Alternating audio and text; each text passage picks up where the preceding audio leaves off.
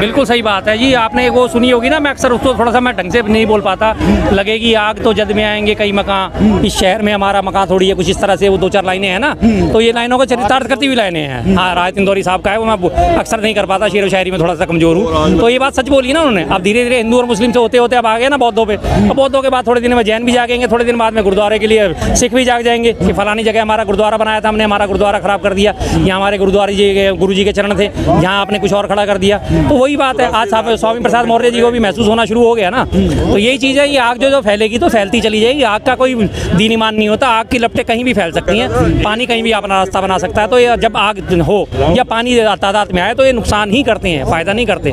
तो बांध जिधर को भी टूटेगा वो फैलेगा, पानी कभी ये नहीं दिखता कि गरीब का घर है अमीर का घर है, घुसेगा। उसी तरह आग जब फैलेगी चारों तरफ से, वो ये नहीं देखेगी अमीर का घर है गरीब का घर है, आग भी चारों तरफ फैलेगी। तो वही बात है धीरे धीरे, और सच्ची बात है कि इससे पहले लगातार हमारे यहाँ बहुत संस्कृति ने ज़बरदस्त हवा ली थी। जब ईसापुर तीसरी सदी में जब अशोक का शासन था, तब उसके बाद ये बौद्ध धर्म का जो है विस्तार हुआ खूब ज़बरदस्त। तो लगा हर जगह बौद्ध मंदिर बने, बौद्ध मठ बने, और उसके बाद धीरे धीरे वो हमारे यहाँ से घटते वो आगे दूसरे इलाकों में चला गया।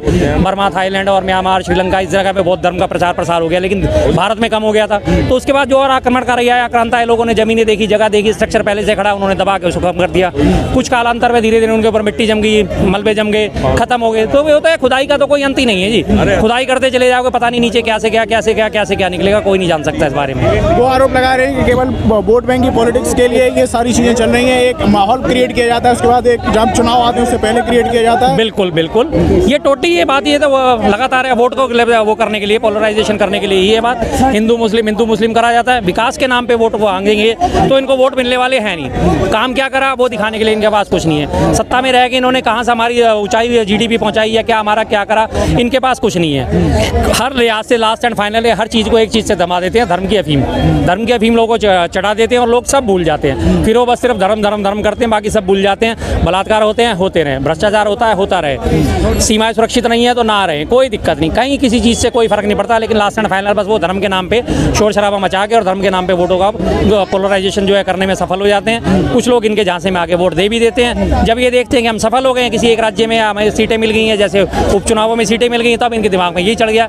उन्हें भी दिख गया कि ये बाकी सारे मुद्दे जो हैं फालतू हैं, महंगाई कोई लोगों को अट्रैक्ट नहीं कर रही, महंगाई का मुद्दा, मणिपुर का मुद्दा नहीं करता, हमारी जीडीपी गिरती ग्रोथ जो है 5.4% पे आ गई जीडीपी की ग्रोथ, उस पर असर नहीं करता, विदेशी कर्ज पे असर नहीं करता। तो ये सब चीज़ों पर देख लेंगे कि इन सब चीज़ों से छुपने के लिए रास्ता सिर्फ हमारे पास एक है, धर्म के पीछे छिप जाओ, बात खत्म। तो ये जैसे योगी जी ने कुछ दिन पहले एक बयान भी दिया था, कहा था कि जैसे संभल में जो हुआ है वो बाबर से और बांग्लादेश से मिलता जुलता है। उन्होंने ये कहा था लोगों की इस तरीके की मानसिकता के जो संभल में जिन्होंने किया है तो वो बाबर की मानसिकता के लोग हैं। बाबर की मानसिकता के लोग हैं तो आप उसमें क्या कर लोगे? बाबर की मानसिकता के लोग भी अगर है तो आप 500 साल पुरानी जो इतिहास को कैसे खोद के निकाल सकते हो? आप अपने दादा की मानसिकता बदल सकते हो भूतकाल में जाके? नहीं बदल सकते। परदादा की बदल सकते हो? नहीं बदल सकते। जो बीत गया सो बीत गया, जो हिस्ट्री में दफन हो गया वो दफन हो गया, उसे दफन ही रहने दो, तो वही अच्छा होता है। जो चीज़ दफन हो जाती है वो इसलिए खत्म हो जाती है कि बात खत्म हो गई तो खत्म हो गई, रात गई बात गई। आगे भविष्य देखो भाई, भविष्य इन चीज़ों पे डिपेंड करता है, नहीं करता। आप 500 साल पहले की बात करते हो, आप 500 साल आगे की बात क्यों नहीं करते? 50 साल आगे की बात क्यों नहीं करते? आप इंडिया को आगे ले जाने की, फॉरवर्ड करने की बात क्यों नहीं करते कि हम इस तरह से लोगों को रोजगार देंगे, रोजी देंगे, लोगों का काम धंधा देंगे कि भारत तरक्की कर पाए? आप इस बारे में क्यों नहीं बात करते? आप लगातार उन्हें वही 500 साल पुराने मसलों पे उलझाए रहते हो, और सिर्फ फिर बाबर पे आगे क्यों टिकते हो? मैं तो बार बार कहता हूँ, बाबर से पहले भी तो इब्राहिम लोदी का शासन था। इब्राहिम लोदी की कुंडली क्यों नहीं खंगालते? इब्राहिम लोदी से पहले खिलजी वंश था, खिलजी वंश से पहले तुगलक था, तुगलक से पहले दिल्ली सल्तनत थी। इन सारे वंशों पे क्यों नहीं जाते? क्यों नहीं जाते? नहीं जा सकते ना। क्या ढूंढोगे? आपने सोचा सीधा मुगल मतलब मुसलमान, ये आपने एक फार्मूला पकड़ा हुआ है। मुगलों को आपने गलत ठहरा दिया। मुगलों के राज में आपको पता है हकीकत, आप जब ढूंढने निकलोगे ना, मुगलों के राज में ये भारत जो है पूरे विश्व की जीडीपी का 25% हिस्सेदार था। इतना अमीर था, जिसे वास्तव में सोने की चिड़िया कहा जाता है, वो मुगल काल में ही था। और ये सच्चाई है, जिसकी चर्चा विदेशों में इतनी दूर तक पहुंची थी कि वहां से हमारे वास्को डी गामा ढूंढता हुआ आ गया था। और जो विदेशी आक्रमणकारी उसके बाद आए, जो अंग्रेज हमारे भारत में आए, किस लिए आए थे? उन्हें पता चल चुका ना था कि भारत में इतना पैसा, इतना सोना, इतने लोग अमीर हैं, तभी तो आए अंग्रेज। क्या करने आए थे? नहीं तो अंग्रेज क्या काम था उनका यहाँ पे? कुछ काम नहीं था, लूटने आए थे, आके अपनी सल्तनत बताई। सारा जितना मुगलों ने नहीं लूटा उससे 10 गुना जाके अंग्रेजों ने लूटा। अंग्रेजों ने अपनी सारी आज अंग्रेजी म्यूजियम में, हमारा तख्त ए ताऊस अंग्रेजी म्यूजियम में, हमारा कोहिनूर हीरा अंग्रेजी म्यूजियम में है ना। ना उनके पास सारी की सारी हमारी कीमती चीजें, जितनी भी हमारी पुरानी कलाकृतियां थी, जितने हमारे जो मॉन्यूमेंट्स थे, सारे के सारे अंग्रेजों के पास हैं, लूट के वही लेके गए ना सारे।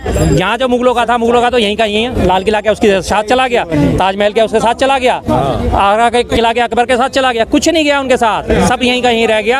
आज उसी मुगलों की देन की वजह से यूपी में सबसे ज्यादा रेवेन्यू जनरेट करने वाला ताजमहल है। दुनिया लाल किले को देखने आती है, पता नहीं कहाँ से आती है। जब बात है विदेशी प्रतिनिधिमंडल आता है, सबसे पहले लाल किला लेके जाते हैं और वहाँ एक बेंच पे, जिसे लव बेंच कहा जाता है, उस पर बैठ के सारे जोड़े फोटो खिंचवाते हैं। तब तो आप बड़े कॉलर खड़े कर लेते हो, मुगलों ने बनाया हुआ अचूक स्मारक, मुगलों का बनाया अचूक स्मारक, और वैसे आप अंदर खाने में तो मुगल ऐसी की तैसी, मुगलों ने ये करा, मुगलों मतलब गालियां भी देनी है, खाना भी उनका और गालियां भी उन्हें देनी है। तो आपसे बड़ा कृतज्ञ कौन मिलेगा साहब? समित पात्रा की भी सुन लो, समित पात्रा साहब। देखिए एक बात है, अब जो है छोड़ो कल की बातें, कल की बात पुरानी।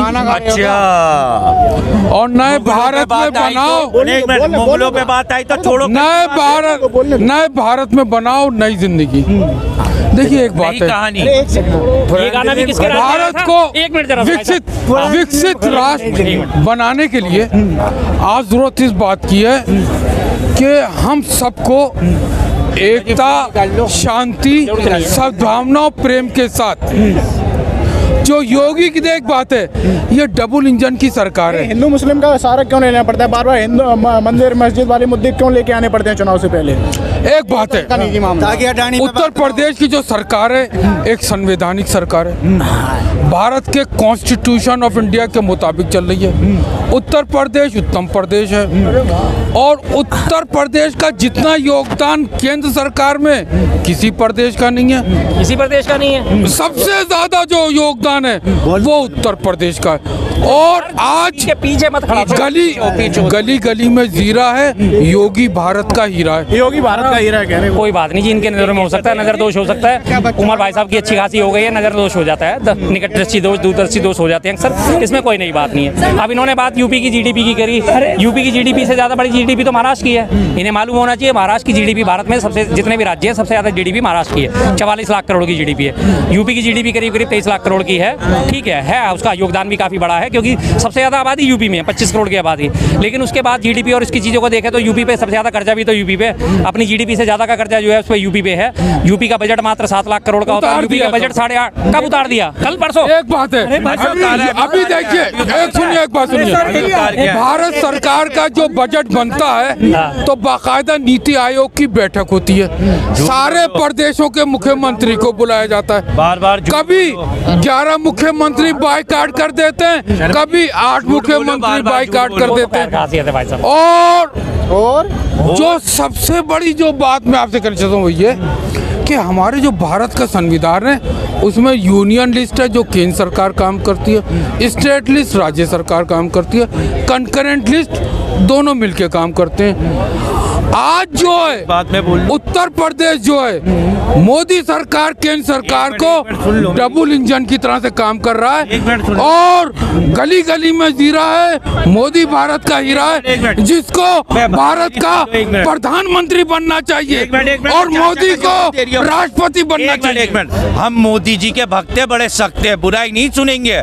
आप बात तो आज चाचा बोलो। मोदी जी की बड़ी तारीफ करें, मोदी जी को लेकर एक बड़ा टॉपिक उठ रहा है, राहुल गांधी उठा रहे हैं बार बार, मोदी अडानी एक हैं तो सेफ है, काफी ज्यादा अडानी का मुद्दा बन गया। आप कैसे देखते हैं इस मुद्दे को? जेन्युइन बात है ये, देखिए अगर भारत का हमारा कोई एक उद्योगपति जिसकी अच्छी खासी साख है, अगर वो 2100 करोड़ रुपए की जो है रिश्वत देते हैं और उनके ऊपर मुकदमा दर्ज होता है विदेशों में, और मोदी जी उसमें खामोश रहते हैं, जांच नहीं करवाते, जेपीसी गठित नहीं करते, तो जाहिर सी बात है कहीं ना कहीं तो मिलीभगत है ही ना। उन्हीं सारे मुद्दों से हटाने के लिए, ध्यान हटाने के लिए लगातार रोज नए मुद्दे खड़े कर दिए जाते हैं। संसद चलने नहीं दी जाती, संसद में चर्चा नहीं चलने दी जाती, संसद में बातचीत नहीं करने दी जाती। क्यों? क्योंकि उनका कहीं ना कहीं तो कुछ गड़बड़ है। पहले भी 20,000 करोड़ का मुद्दा उठा था कि शैल कंपनियों में लगे, मोदी जी की शैल कंपनियों में लगे, पैसा किसका है, 20,000 करोड़ किसका है, तब भी कोई जवाब नहीं दिया गया था, अब भी कोई जवाब नहीं दिया जा रहा।